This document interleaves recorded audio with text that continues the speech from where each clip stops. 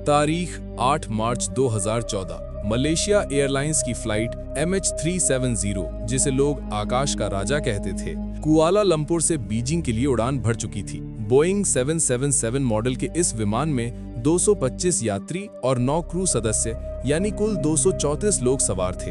रात के 12:41 हो रहे थे और विमान दक्षिण चीन सागर के ऊपर 8,300 फीट की ऊंचाई पर शांति से उड़ रहा था। विमान की कमान अनुभवी कैप्टन जहारी अहमद शाह के हाथों में थी और उनके साथ को पायलट फारिक अब्दुल हमीद अपनी ट्रेनिंग पूरी कर रहे थे। कॉकपिट में सब कुछ सामान्य था। बाहर सितारों से भरा आसमान था और नीचे गहरा समंदर। यात्रियों में कुछ लोग सो रहे थे, कुछ अपनी मंजिल के सपने देख रहे थे और कुछ हेडफोन लगाए संगीत सुन रहे थे। किसी को अंदाजा नहीं था कि ये उनकी जिंदगी की सबसे भयानक रात होने वाली थी। उड़ान के लगभग 1 घंटे बाद एयर ट्रैफिक कंट्रोल ATC के रडार पर एक छोटा सा मैसेज फ्लैश हुआ, टेक्निकल फॉल्ट। विमान की कुछ मशीनें अचानक काम करना बंद कर चुकी थीं। इससे पहले कि कोई कुछ समझ पाता, एक एक करके विमान के ज्यादातर सिस्टम फेल होने लगे और फिर कॉकपिट के अंदर एक छोटा सा धमाका हुआ। एक अजीब सी गंध वाली गैस तेजी से फैलने लगी। ये एक जहरीली गैस थी जिसने दोनों पायलटों को कुछ ही सेकंड में बेहोश कर दिया। वे ATC को इमरजेंसी संदेश भेजने की कोशिश कर ही रहे थे कि विमान रडार की दुनिया से हमेशा के लिए गायब हो गया। कॉकपिट का दरवाजा अंदर से बंद था और उसे बाहर से खोलने का कोई रास्ता नहीं था। विमान के अंदर बैठे यात्रियों को जब झटके महसूस हुए तो चीख पुकार मच गई। लोगों ने कॉकपिट का दरवाजा तोड़ने की बहुत कोशिश की, लेकिन वो लोहे की दीवार की तरह मजबूत था। प्लेन अब ऑटो पायलट मोड पर था, अपनी पूरी रफ्तार से एक अनजान दिशा में उड़े जा रहा था। विमान में 49,100 किलो फ्यूल था, जो उसे लगभग 8 घंटे तक हवा में रख सकता था। धीरे धीरे वो जहरीली गैस केबिन में भी फैलने लगी और एक एक करके सारे यात्री बेहोश होने लगे। घंटों तक, मीलों तक वो बेकाबू विमान एक भूत की तरह अनजान समंदर के ऊपर उड़ता रहा। सुबह के 5:40 पर लगभग 5 घंटे की बेहोशी के बाद कॉकपिट में कैप्टन जहारी को होश आया। उनका सिर दर्द से फटा जा रहा था।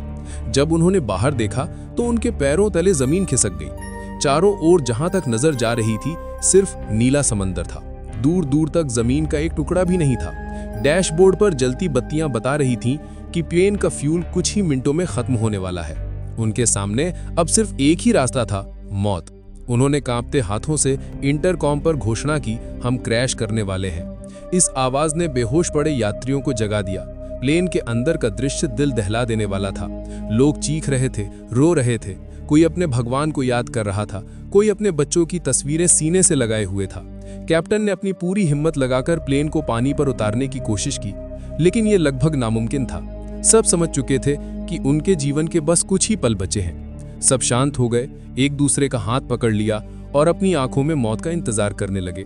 विमान जब समंदर की सतह से टकराने वाला था, उससे 1 मिनट पहले का वो दृश्य, वो खामोशी, हवा में सिर्फ सिसकियों की आवाज थी जो बता रही थी कि 234 जिंदगियां एक साथ खत्म होने वाली हैं। कैप्टन ने आखिरी निर्देश दिया, सब लोग लाइफ जैकेट पहन लो और दरवाजे के पास आ जाओ।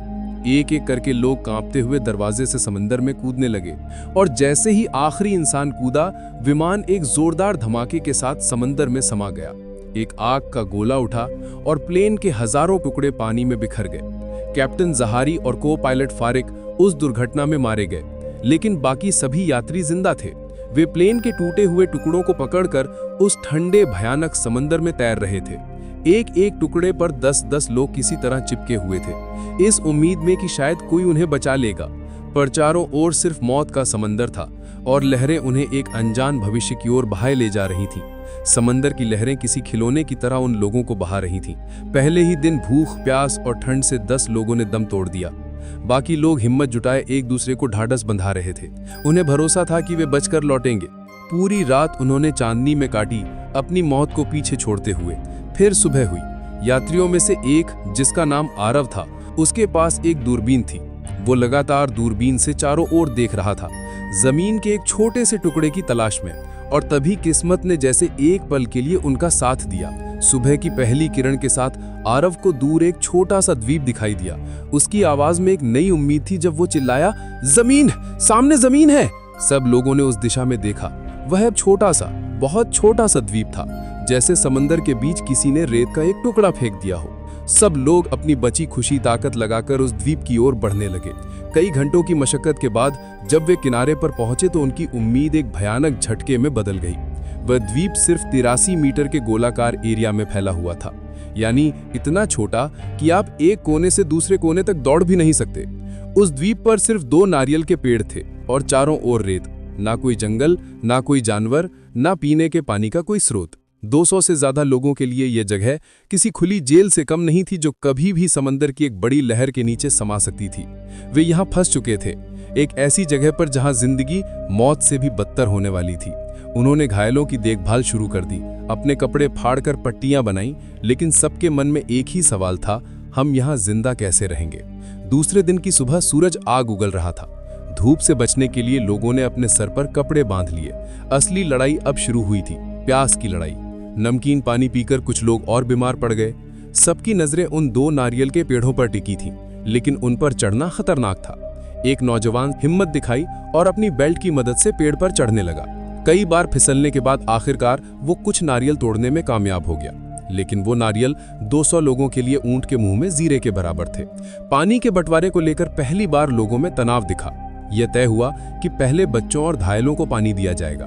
रात में ठंडी हवाएं चलने लगी तो सबने लाइफ जैकेट और सीट कुशन से एक गोल घेरा बनाकर एक दूसरे से सटकर रात बिताई, ताकि शरीर की गर्मी बनी रहे। अगले दिन उन्होंने रेत पर बड़े बड़े अक्षरों में SOS लिखा और प्लेन के चमकदार टुकड़ों को इस तरह सेट किया कि सूरज की रोशनी पड़ने पर वो चमके और शायद किसी की नजर पड़ जाए।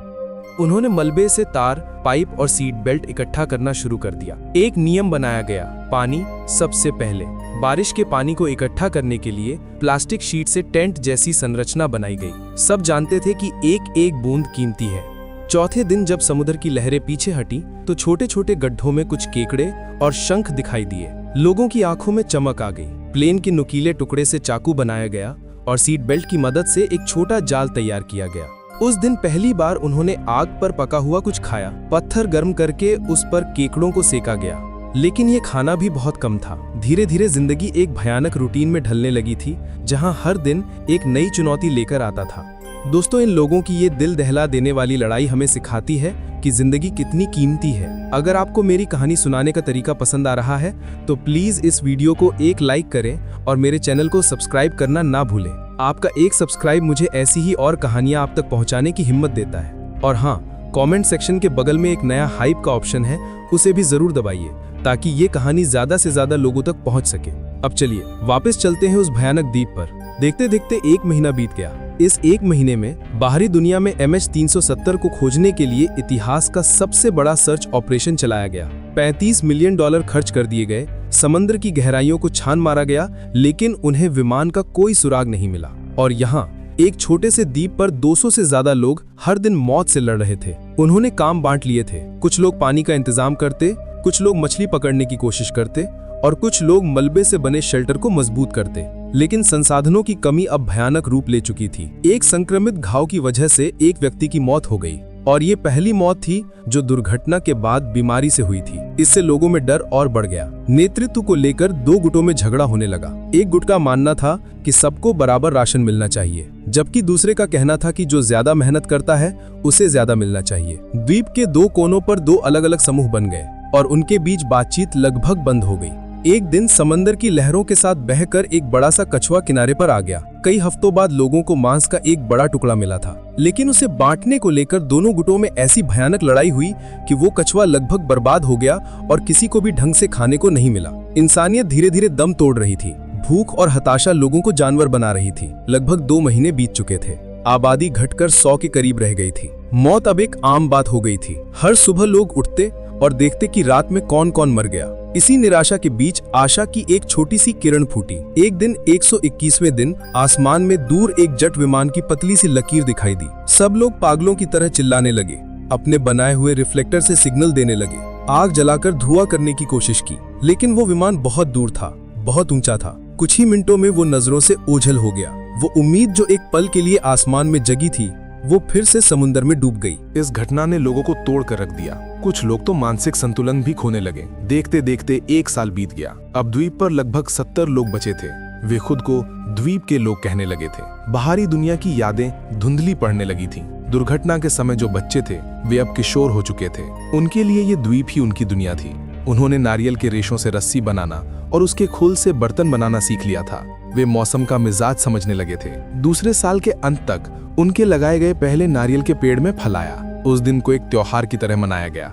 ऐसा लगा जैसे जिंदगी पटरी पर लौट रही है। चौथे साल में द्वीप पर पहले बच्चे का जन्म हुआ, लेकिन कुपोषण की शिकार मां का बच्चा ज्यादा दिन जिंदा नहीं रह सका। ये एक और दर्दनाक झटका था। समय बीतता गया। लोगों की भाषा, उनके रहने का तरीका, सब कुछ बदलने लगा। पुरानी पीढ़ी के लोग एक एक करके मरते जा रहे थे और नई पीढ़ी जिसे पुरानी दुनिया की कोई याद नहीं थी, वो अब बड़ी हो रही थी। छठे साल में नई पीढ़ी के बीच सत्ता को लेकर संघर्ष शुरू हो गया। नारियल के पेड़ों पर किसका हक होगा, इसे लेकर फिर से लड़ाइयां होने लगी। इतिहास खुद को दोहरा रहा था। 7वें साल तक एक नई और भयानक समस्या ने जन्म लिया। उस छोटे से द्वीप की रेतीली मिट्टी की उर्वरता खत्म होने लगी थी। नारियल के पेड़ कमजोर होने लगे, उनमें फल कम लगने लगे, नए पौधे भी ठीक से बढ़ नहीं पा रहे थे। 8वें साल में भोजन की कमी फिर से लौट आई। भूख और कुपोषण ने लोगों को फिर से कमजोर करना शुरू कर दिया। उनकी रोग से लड़ने की क्षमता खत्म हो चुकी थी। एक मामूली सा घाव भी अब जानलेवा साबित हो रहा था। तूफानों ने द्वीप के किनारों को काटना शुरू कर दिया था।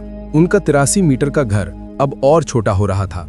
एक दिन एक भयानक तूफान में 2 में से एक नारियल का पेड़ जड़ से उखड़कर गिर गया। ये सिर्फ एक पेड़ का गिरना नहीं था, ये उनके अस्तित्व के आधार का ढहना था। अब उनके पास सिर्फ एक पेड़ बचा था, जो उनकी पूरी आबादी का बोझ उठाने के लिए नाकाफी था। लोगों ने द्वीप छोड़कर जाने का सोचना शुरू कर दिया। उन्होंने लकड़ी और मलबे से छोटी छोटी नाव बनाने की कोशिश की, लेकिन समंदर की बेरहम लहरों ने उनकी हर कोशिश को नाकाम कर दिया। 10वां साल आते आते द्वीप पर सिर्फ 30 से भी कम लोग बचे थे। उनमें से ज्यादातर बूढ़े और कमजोर थे। उन्होंने अब नए पेड़ लगाने की कोशिश भी छोड़ दी थी, क्योंकि वे जानते थे कि उसका फल देखने के लिए वे जिंदा नहीं रहेंगे। निराशा ने सबको अपनी चपेट में ले लिया था। कुछ लोग चुपचाप बैठकर बस समंदर को देखते रहते और एक दिन उसी समंदर में चलकर खो जाते। एक लंबा सूखा पड़ा और फिर एक के बाद एक तूफान आए। पानी के सारे स्रोत खत्म हो गए। भूख और प्यास से लोग एक एक करके मरने लगे। जो बचे थे वे इतने कमजोर हो चुके थे कि एक दूसरे की लाश को दफना भी नहीं पाते थे। द्वीप पर अब हर तरफ कंकाल और लाशें पड़ी थीं। ये जगह अब किसी जन्नत का टुकड़ा नहीं, बल्कि एक कब्रिस्तान बन चुकी थी, जहां जिंदा लोग भी मुर्दों की तरह जी रहे थे। वे एक दूसरे से बात नहीं करते थे, बस अपनी मौत का इंतजार करते थे। 11वां साल। द्वीप पर अब सिर्फ एक इंसान जिंदा बचा था, आरव। वही शख्स जिसने पहली बार इस द्वीप को दूरबीन से देखा था। उसके सारे साथी, उसका परिवार, सब उसकी आंखों के सामने खत्म हो चुके थे। वो कमजोर और बूढ़ा हो चुका था। उसके बाल सफेद हो गए थे और उसकी आंखों में सिर्फ खालीपन था। वो हर दिन उठता, उस अकेले बचे नारियल के पेड़ को देखता और फिर उन अनगिनत कंकालों को देखता जो कभी उसके अपने हुआ करते थे। एक सुबह उसने अपनी पूरी ताकत जुटाई और उस पहले नन्हे पौधे के पास गया, जो अब एक छोटा कमजोर पेड़ बन चुका था, लेकिन उसमें कभी फल नहीं आया। वो उसके नीचे लेट गया। उसने अपनी आंखें बंद की और अपने 11 साल के इस भयानक सफर को याद किया। वो प्लेन का उड़ना, वो धमाका, वो समंदर, वो द्वीप, वो लड़ाइयाँ, वो मौतें, वो छोटी छोटी खुशियाँ और वो कभी न खत्म होने वाला इंतजार। आरव की सांसें धीरे धीरे धीमी पड़ने लगी। उस द्वीप पर आखिरी आवाज भी हमेशा के लिए खामोश हो गई। समय बीतता गया, मौसम बदले, तूफान आए और गए। वो द्वीप कंकालों से भरा एक वीरान टापू बनकर रह गया। वो अकेला नारियल का पेड़ भी कुछ सालों में सूख कर गिर गया। बस वो एक छोटा अधूरा पेड़ उनके संघर्ष के गवाह के तौर पर खड़ा रहा, जो कभी फल नहीं दे पाया। उनकी चीखें, उनकी उम्मीदें, उनका दर्द, सब कुछ उस समंदर की लहरों में और उस द्वीप की रेत में दफन हो गया। वे सब बच गए थे सिर्फ मरने के लिए। उन्होंने 11 साल तक जिंदा रहने की लड़ाई लड़ी, लेकिन अंत में मौत जीत गई। लगभग 6 महीने साल बाद एक टूरिस्ट बोट रास्ता भटककर उस अनजान द्वीप के पास पहुंचती है। बोट के कैप्टन को दूरबीन से कुछ अजीब सा दिखता है और वो जांच करने के लिए अपने कुछ साथियों के साथ द्वीप पर उतरते हैं। जो दृश्य वे देखते हैं उससे उनकी रूह कांप जाती है। पूरा द्वीप इंसानी कंकालों से भरा पड़ा था। छोटे छोटे अधूरे बने शेल्टर और हर तरफ बिखरी हुई हड्डियां। उन्हें कंकाल के पास एक टूटा हुआ फोन मिलता है, जिसकी पीठ पर खरोच कर कुछ लिखा हुआ था। हम MH370 से हैं। हमने कोशिश की। दुनिया जो उन 234 लोगों को समंदर में डूबा हुआ मानकर भूल चुकी थी, आज उनकी भयानक सच्चाई से रूबरू हो रही थी। और फिर एक खोजकर्ता की नजर उस आखिरी दृश्य पर पड़ती है, जिसने सबके दिलों को चीर कर रख दिया। एक कंकाल का हाथ, जिसकी उंगलियां एक छोटे से सूखे हुए पौधे की टहनी में फंसी हुई थी। वो हाथ जैसे कह रहा था, हमने हार नहीं मानी थी, हम आखिरी सांस तक लड़े थे। वे उनके कभी न खत्म होने वाले संघर्ष, उनकी अटूट हिम्मत और उनकी सबसे दर्दनाक हार का प्रतीक था। वे 234 लोग प्लेन क्रैश में बच गए थे, लेकिन जिंदगी ने उन्हें एक और भी भयानक मौत दी।